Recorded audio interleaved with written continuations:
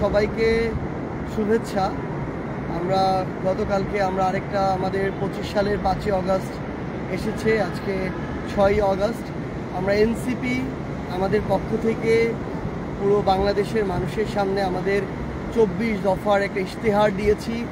এই 24 দফার ইশতেহারে 21 নম্বর যে দফা, সেখানে ছিল যে জলবায়ু সহনশীলতা এবং নদী ও সমুদ্র রক্ষা।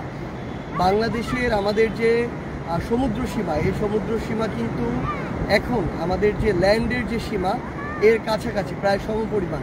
সো আমাদের একটা বিশাল অপার সম্ভাবনার জায়গা হচ্ছে আমাদের এই সমুদ্র। এখন সবচেয়ে গুরুত্বপূর্ণ হচ্ছে এই সমুদ্রকে, এই ব্লু জিনিসটাকে আমরা কীভাবে ব্লু ইকোনমিতে পরিণত করতে পারি, আমরা কিভাবে আমাদের এই যে বায়োডাইভার্সিটি জীববৈচিত্র্য রক্ষা করতে পারি, আমরা কিভাবে আমাদের জায়গা থেকে আমাদের এই যে সমুদ্র তীরবর্তী যে মানুষেরা রয়েছে তাদের যে সাস্টেইনেবল একটা জীবন ধারণ সেটা নিশ্চিত করতে পারি। কিংবা আমাদের খুব স্বাভাবিকভাবেই আমরা দেখছি যে গ্লোবাল ওয়ার্মিংয়ের কারণে সমুদ্র পৃষ্ঠের যে উচ্চতা সেটা বৃদ্ধি পাচ্ছে, পৃথিবীর তাপমাত্রা বৃদ্ধি পাচ্ছে। তো এর ফলে কিন্তু আমাদের সমুদ্র উপকূলীয় বিশাল একটা জনগোষ্ঠী অদূর ভবিষ্যতে, আমরা যেটা প্রত্যাশা করি না তেমনটি হতে পারে যে সেই আমাদের ভূমিগুলো কিংবা বসতবাড়িগুলো সমুদ্র গর্ভে চলে যেতে পারে। তো সেই জায়গায় আমাদের প্রয়োজনীয় ব্যবস্থা নেওয়া এবং আমাদের এ সকল জায়গা থেকে সরকারের কিছু গুরুত্বপূর্ণ দায়িত্ব রয়েছে। যেমন এই যে পূর্বাভাসগুলো দেয়া হয়, এগুলো যেন অন্তত একটা নির্ধারিত সময়ের পূর্বে দেয়া হয়, যেন এর ফলে মানুষের যে ক্ষয়ক্ষতি হওয়া এটা যেন কমে আসে। ওইটুকু জায়গায় আমাদের সক্ষমতা অর্জন করা প্রয়োজন। আমাদের এই সমুদ্র, আমরা এখন কক্সবাজারে আছি, এই সমুদ্রটাকে যেন আমরা আমাদের সম্পদে পরিণত করতে পারি। সর্বোচ্চ ধরনের খনিজ সম্পদ থেকে শুরু করে এগুলো যেন আরোহণ করতে পারি এবং এই আহরণটা যেন খুব স্বাভাবিকভাবে সাস্টেইনেবল ওয়েতে হয়, এগুলো আমাদের নিশ্চিত করা প্রয়োজন।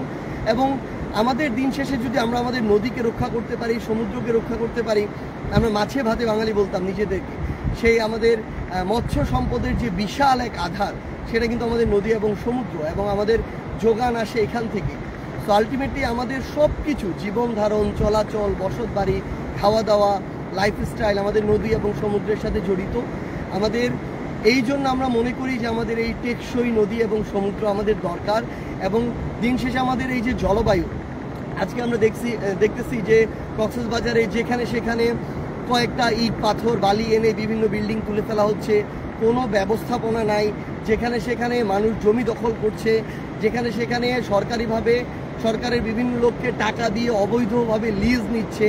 আমরা দেখছি যে সমুদ্র সৈকতের পারে এখানে প্রাচীর দেয়া হচ্ছে, আমরা জানি না এগুলো কোন গবেষণার ফলাফল আসলে। তো এই যে অব্যবস্থাপনা, আসলে এই অব্যবস্থাপনা থেকে আমাদের অন্তত যেগুলো পর্যটন কেন্দ্র আছে, আমাদের প্রাকৃতিক যেই নৈসর্গগুলো আছে বাংলাদেশের গুরুত্বপূর্ণ, সেগুলোকে আসলে রক্ষা করা প্রয়োজন। দিন শেষে এই পরিবেশটা যদি না থাকে তাহলে গ্লোবালি আমাদের জলবায়ু দিন দিন নষ্টের দিকে যাবে। তো সামগ্রিকভাবে আমরা আমাদের পক্ষ থেকে, এনসিপির পক্ষ থেকে একজন সাধারণ মানুষ হিসেবে বলবো, আমরা যেন আমাদের পরিবেশ এবং জলবায়ু নিয়ে সচেতন হয়ে উঠি। আমরা যেন আমাদের যে নদীগুলো রয়েছে, আমাদের সমুদ্র রয়েছে, এগুলোকে যেন রক্ষায় আমরা কাজ করি এবং আমাদের দ্বারা আমাদের কোনো পদক্ষেপের কারণে এগুলোর জন্য ক্ষতি না হয়, সেই বিষয়ে যেন আমরা আমাদের ব্যক্তিগত জায়গা থেকে, প্রাতিষ্ঠানিক জায়গা থেকে আমাদের কার্যক্রমগুলো পরিচালনা করি। এবং দিন শেষে এই ইশতেহারকে সামনে রেখে এনসিপি তাদের সর্বোচ্চটুকু দিয়ে কাজ করে যাবে।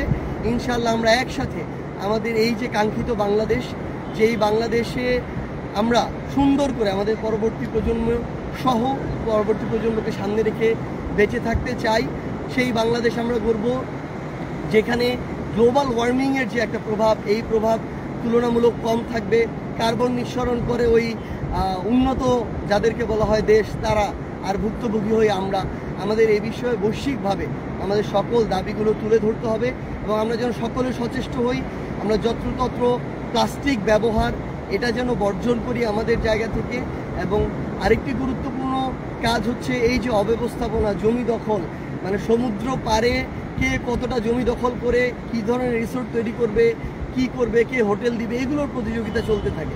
কিন্তু আমরা মনে করি এখানকার যারা রাজনীতিবিদ আছেন, এখানকার যারা স্থানীয় প্রশাসন আছেন, আপনারা আপনাদের জায়গায় অন্তত এই বিষয়ে সচেতন থাকবেন যে আমার সমুদ্রের জমি কিংবা আমাদের সমুদ্র পাড়ের জমি, আমার পাহাড় কেটে যেন এ ধরনের অবৈধ ব্যবস্থাপনাগুলো না হয়। আমরা ইনশাআল্লাহ একসাথে আমাদের সুন্দর যে বাংলাদেশ সেই বাংলাদেশ গড়ে তুলব। ইনকিলাব জিন্দাবাদ।